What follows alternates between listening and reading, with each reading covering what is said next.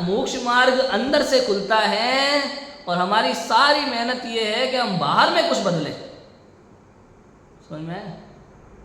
आत्मा को जाने बिना बाहर में तुम जितने भी मोक्ष मार्ग के साधन करते हो, तो आचार्य देव कहते तेरे इस बाह्य साधन सारे के सारे झूठे हैं, मिथ्या है।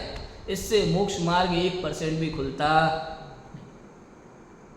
तो बाहर में करें कि नहीं करें? मत कर, मत कर।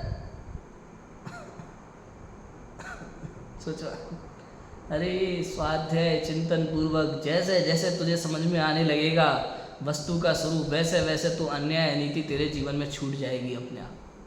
अपने आप छूट जाएगी, छोड़नी नहीं पड़ेगी। जब तक नहीं छूट रही तब तक समझना कि तुझे स्वाध्याय चिंतन तेरा सही दिशा में नहीं है, और छूट जाए तो समझना मैं आगे बढ़ रहा हूँ। और जब तुझे आत्मानुभव होगा, आत्मानुभव में वृद्धि होगी, 2 कसाय चौकड़ी का अंदर में अभाव हो जाएगा, तब इस जीव को व्रताधिक के भाव आते हैं। वो व्रताधिक के भाव सच्चे, और जब तक ये नहीं है, वो देखा देखी पाल रहा है, तब तक वो भाव झूठे। समझ में आया कि नहीं आया? अब ये इन बातों को कहने में दम चाहिए, हिम्मत चाहिए। स्वीकार करने को तैयार नहीं है कोई व्यक्ति। क्यों? क्योंकि स्वाध्याय नहीं है। आचार्यों की बातों को समझना कोई हंसी खेल थोड़ी ना है। इसलिए ये अनुयोग का प्रयोजन लिखा जा रहा है।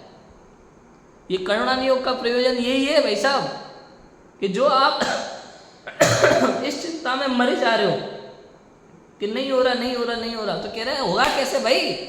5 साल का बच्चा और तुमने पकड़ा दी बीए की किताब, सीए की किताब, और फिर कह रहे हो नहीं इससे नहीं हो रहा, इससे नहीं हो रहा है। उसका क्षम ही नहीं है उतना। भूमिका तो देखो, अपनी भूमिका के अनुसार कार्य करो ना। पहली क्लास में पहुंचे नहीं है और एग्जाम दे रहे हो 12th के, और फिर कह रहे हैं पास नहीं हो रहे यार, हम इतनी कोशिश कर रहे हैं, लेकिन भाई तुमने समझा कहाँ है पहले? अभी तुम्हारी भूमिका के बस की बात ही नहीं है वो।